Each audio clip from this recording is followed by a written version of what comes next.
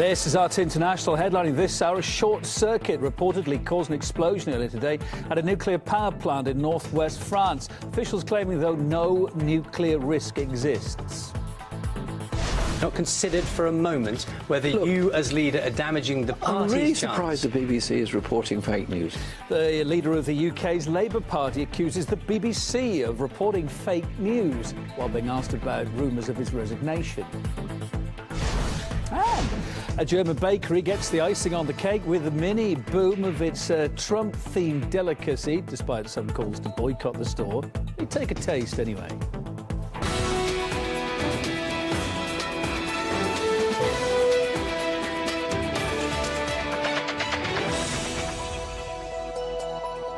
Hi, just turned 5 p.m. here in Moscow. My name's Kevin Owen. Pleasure to have your company. Thanks for being with us wherever you tuned in around the world. To that top story then. It was a worry for a while, but it seems that the worst of it's over. There was a blast earlier on today at a nuclear plant in the northwestern rural area of Flamanville in France.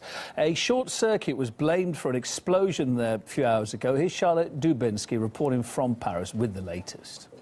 We understand that there was a blast, a fire in an engine room in the nuclear power station. Now, it wasn't in the nuclear zone, it was outside of the nuclear zone, and the fire crews from the local area were called to tackle that fire. Now, we understand that a number of people, around 5 people, experienced some breathing difficulties after inhaling the smoke, but that incident was kept under control and is now over. We understand from EDF, from their Twitter account, they're saying that they've been able to finish the incident, that there's no consequence for safety and the environment in the area. That's also been repeated by local government officials to local media on the ground, who've been told that this was a significant technical event, but this was not a nuclear incident. And that's really important to mention here, is that they have talked about this constantly from the last hour, that this was not a nuclear incident. And that's because as soon as people got wind that there was something happening at the plant, people feared the worst. People in the local area and the news, if you looked at the internet this morning, it was covered with a huge blast at a nuclear site, an incident ongoing, and that obviously makes people very concerned and worried. So EDF, who are the state-backed owned company of this nuclear power plant, keen to point out that this was not a nuclear incident, that there is no issue for safety and no issue for the environment in the area. Worth pointing out that in recent years other accidents have beset that plant. Back in 2012 there was a radioactive water leak taking place there. No contamination registered though.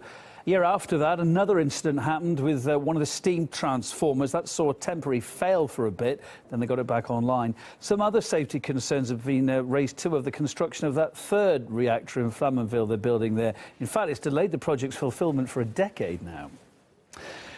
And over those years, regular protests have been held too against the building of that reactor. There's a lot of cause for concern over in the Channel Islands too. It's so close to it, just about 14 miles away. Weaknesses in the steel there being used and the cooling systems failures have become just some of the latest security concerns. That Flamanville reactor among 4 of that type under construction in Europe right now. Next, the BBC's role as a trusted source of information in an era of so-called fake news is more important than ever. That's according to a senior director at the broadcaster, but it's just been accused of that very same thing, as Polly Boyke has been finding out. You've got Jeremy Corbyn, who's the leader of the opposition Labour Party here. He sat on the BBC breakfast sofa being interviewed, what is prime-time TV, really. And he's asked a question about whether or not he's going to resign, as per the rumours swirling around Westminster at the moment. And this is his response. Take a listen. There's a story going about that you've set a date for when you're going to quit as Labour leader. That's in the ImadeItUpYesterday.com. You've not considered for a moment whether you as leader are damaging the party's I'm really chance. surprised the BBC is reporting fake news. Well, there is no news. What I'd like... And despite being an institution and so culturally ingrained here, the BBC's been at the receiving end, really, of allegations of bias on quite a few issues in recent years. Take, for example, the Israeli-Palestinian conflict. There have been numerous and really quite large protests protests outside of the BBC's headquarters in recent years over their coverage of the Israeli-Arab conflict, because many people accuse the BBC of being too pro-Israeli. Similarly, back in 2014, there were protests over the BBC's coverage of the Scottish referendum. Many of those who wanted Scotland to go it alone, to become an independent country, said that they thought that the BBC's coverage was too skewed towards the pro-union stance. And there are reports commissioned by the BBC themselves which admit that the organisation was a little bit late in reflecting widespread public concerns about things like immigration to the UK. And they've also been accused of being too pro-EU in recent years. But this whole issue, this idea of fake news, has really taken hold at the moment. It's sort of like the bogeyman in the media at the moment. Everyone and their brother is accusing each other of peddling it. And you've got this situation where the mainstream media have kind of created this concern about fake news, and now they're at the receiving end of accusations of it themselves. Polly Boyker in London, the home of the BBC. Well, meantime, Facebook and Google have launched now an offensive against this so-called fake news in the lead-up to the French presidential election in April. Let me tell you more about it. The initiative comes after the tech giants were criticised for not doing enough to combat false information during the US presidential campaign over the pond. So, there are currently 17 media organisations on this checkers list. The idea is that they go through online content to find and then debunk, if they find them, the stories and hoaxes. However, not all of these fact-checking organisations have got a spotless record themselves when it comes to sticking strictly to the facts. Let's take a look at that. For instance, BuzzFeed recently came under fire for publishing a story with, quote, explosive but unverified compromising information about President Trump. Do you remember that? The decision of the outlet to publish that dossier was widely questioned by the mainstream media at the time, among others. Then, who else have we got? Bellingcat, another partner. It's best known for analysing public data relating to the downing of Flight MH17 in eastern Ukraine. But the founder of a research service used by Bellingcat described their findings as an example of how not to do forensic analysis. Then there's AFP, the Associated French Press News Agency, also among the fact-checkers. It had to correct its own story that implied that Russia was tampering with the voting process in the US election. So we discussed this plan now, this new grand plan to filter news with the help of other media organisations with legal analyst Lionel. He had a lot to say.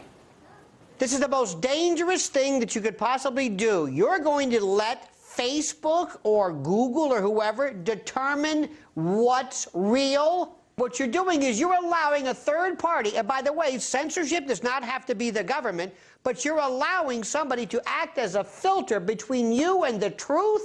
It's insane. This isn't censorship. Censorship means changing a few words. This is blocking you from the news, keeping the news from you. This is worse than censorship. The US president's policies have divided the American public, whether it's his immigration restrictions or his Twitter habits. So now the EU has even called Trump's America a potential threat to Europe. There was big news last week. So to fight back, one bakery in Germany has been making Donald Trump all the more easier to digest these days. It says, "Back at I Trump," in black letters. Could this be Trump's far-right fan club in the German countryside?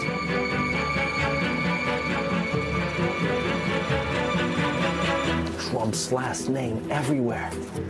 And his face all over the place. Actually, that's just a bakery owned by Ursula Trump, whose husband shares great-great-great-great-grandparents with the US president. Mein Mann macht Ahnenforschung und 1727 in 7. Generation, also ist mein Mann seine Vorfahren verwandt mit ihm. To mark Donald Trump's settling into the Oval Office, she came up with... Das sind die sogenannten Trumpfschnitte. Or the Trump cakes. It all seems like harmless fun, but local journalists didn't see it that way and came up with this story. Then their colleagues in Britain found another angle claiming there's a boycott looming over Frau Trump's business.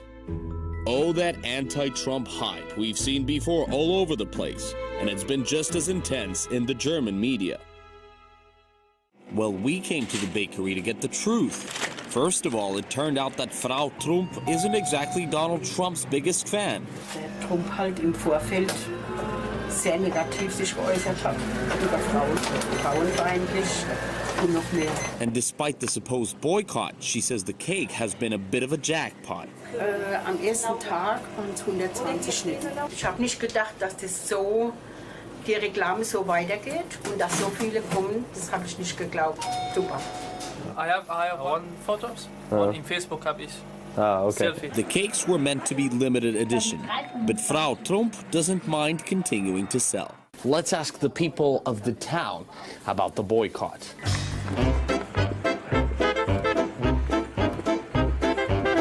Do you think someone can boycott the bakery because of the cake? Do you think? I think not. No.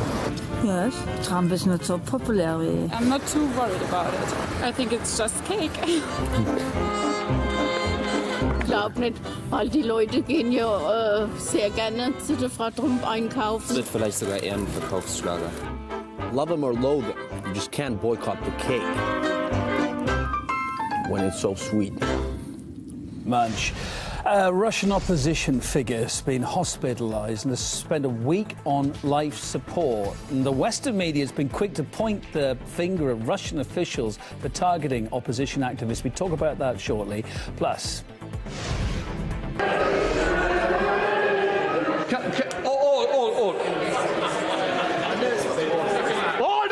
In spite of protests and legal objections, the British Prime Minister's Brexit plan finds an overwhelming majority in the House of Commons vote. It's all coming up.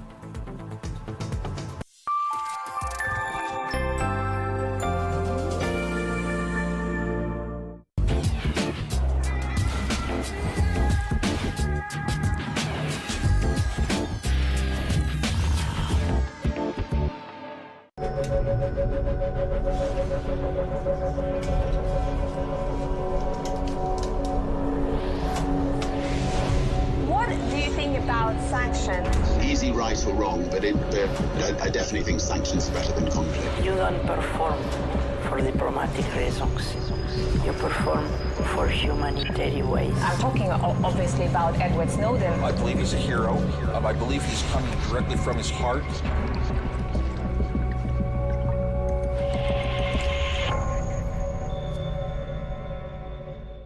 You know what you will never, ever, ever see on American mainstream media? You won't hear it anywhere else. This story was almost completely left out of the Western mainstream press. You won't see it anywhere else. This is not talked about on CNN because it's not allowed. You won't see it anywhere else. Things you'll hear on Crosstalk.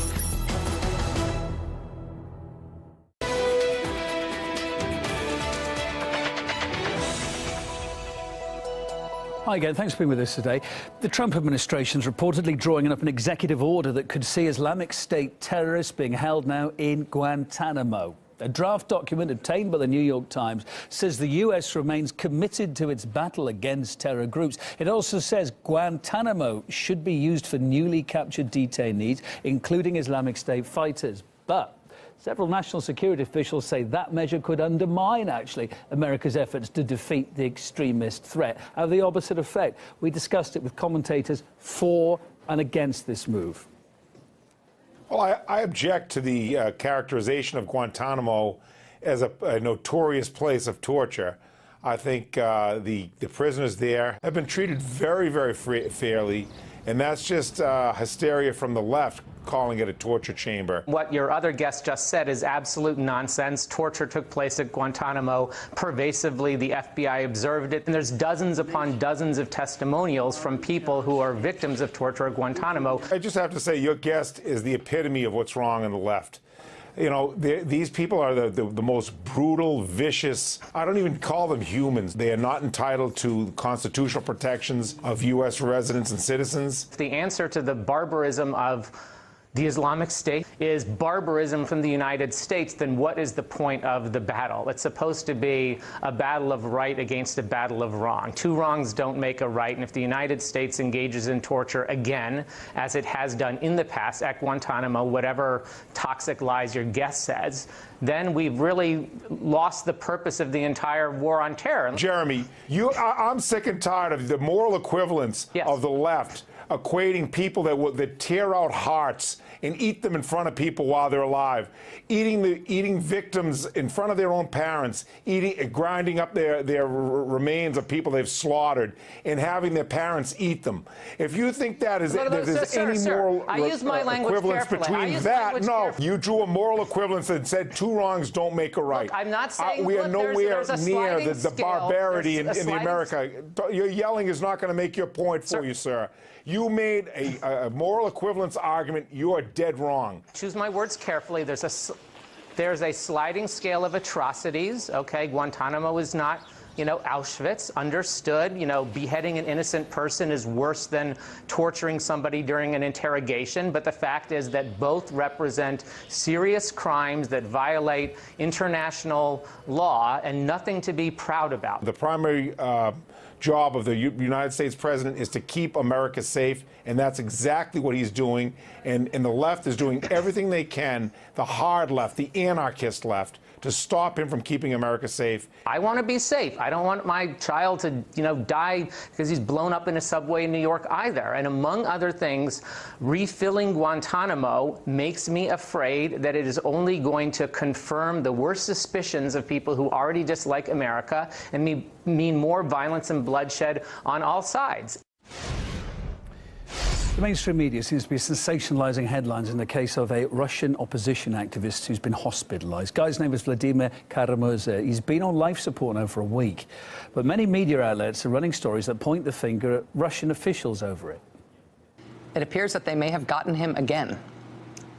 He was back in Russia. He was screening documentaries. Doctors still don't know exactly why a well-known critic of Russian President Vladimir Putin became gravely ill while visiting Moscow. What we know is that there's no evidence to point in either direction at the moment. We don't know whether he was poisoned or not. But as you can see from the mainstream media, a lot of people are jumping to the conclusion that he must have been poisoned because he's a vocal critic of the Russian government. And this is making headlines across the mainstream media, possibly because it feeds into this Russia hysteria that we've been seeing over the past year or more. But rather than jumping to conclusions, let's just take a look at what we do know. Now, we've only heard from his wife so far on his current condition, and she said the official diagnosis is acute poisoning by an unidentified substance. Now, she's the one that's probably enabling and feeding into these ideas that he's been poisoned, because she seems to think that her husband was poisoned by the Russian government. Now, an investigation has been opened into the case to get to the bottom of what actually happened. In the meantime, his father has spoken out. The medics don't think my son was poisoned. I don't think so as well. If someone wanted to kill him, they wouldn't have allowed him to be taken to hospital. His intoxication 2 years ago has had its consequences. The health of my son has weakened. So this is the second time that Kara-Murza has suspected to have been poisoned. In 2015, he was diagnosed with acute kidney failure and he was hospitalized. They found high levels of heavy metals in his blood. However, it was concluded that his health concerns had been down to possibly mixing prescription drugs or his long-term use of an antidepressant. And an independent analysis of his blood, his hair and his fingernail samples were sent to a very prominent French toxicologist, but they came to no firm conclusions. Now, despite this, Kara-Murza has maintained over the past 2 years that he was poisoned by the Russian government. And Kara-Murza also has some very powerful friends over in the US, where he's been living for a number of years, one being the US Senator John McCain, who has been quite vocal on who he thinks is responsible for who he describes as his good friend's serious health concerns. Fighter for freedom Vladimir Kara-Murza has been hospitalized in Moscow. Vladimir knew that there was no moral equivalence between the United States and Putin's Russia. I repeat, there is no moral equivalent between that butcher and thug and KGB colonel and the United States of America. Now, the new Secretary of State, Rex Tillerson, is also being urged to, quote, pay close attention to how he reviews U.S. policy towards Moscow in light of this current case. So, as the new U.S. administration comes in, seems to show a warming of relations between the U.S. and Russia, this case may be used as a political tool to warn Donald Trump against getting too close to Vladimir Putin. Focus on Britain now. The UK edged ever closer to Brexit last evening, Wednesday evening, after a large majority of the House of Commons voted for draft legislation to allow the government to begin the UK's departure from the EU. The Prime Minister had initially tried to bypass Parliament in efforts to meet a promise here. Brexit means Brexit. Brexit means Brexit. Brexit means Brexit. Brexit means Brexit. And we're going to make a success of it. I can confirm to the House that our plan will be set out in a white paper published this House. Why it's taken so long to get it? Prime Minister! We're focusing on a truly global Britain. She will turn Britain into a bargain basement tax haven off the coast of Europe.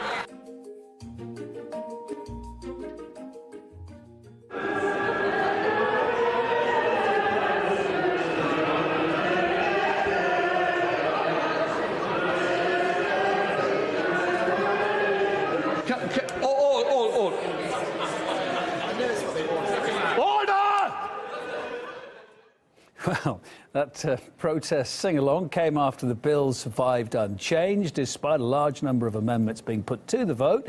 MPs ruled out the possibility of a second referendum, as well as a chance to stay in the EU if Parliament fails to back Brexit. Meantime, the approval of Scotland, Wales, Northern Ireland will not be needed to trigger Article 50 of the Lisbon Treaty. Article 50, of course, the formal mechanism for any country wishing to leave the EU. There's no doubt many aren't happy, though, with the outcome. We discussed that with a number of experts. I don't think there's going to be any possibility that people are just going to simply accept Brexit. In the 2014 referendum, we had the President of the European Commission saying that if Scotland voted to be independent, it couldn't be a member of the European Union. It was one of the threats which was used against the Scottish people in what was called Project Fear, the attempt to scare them into not voting for independence.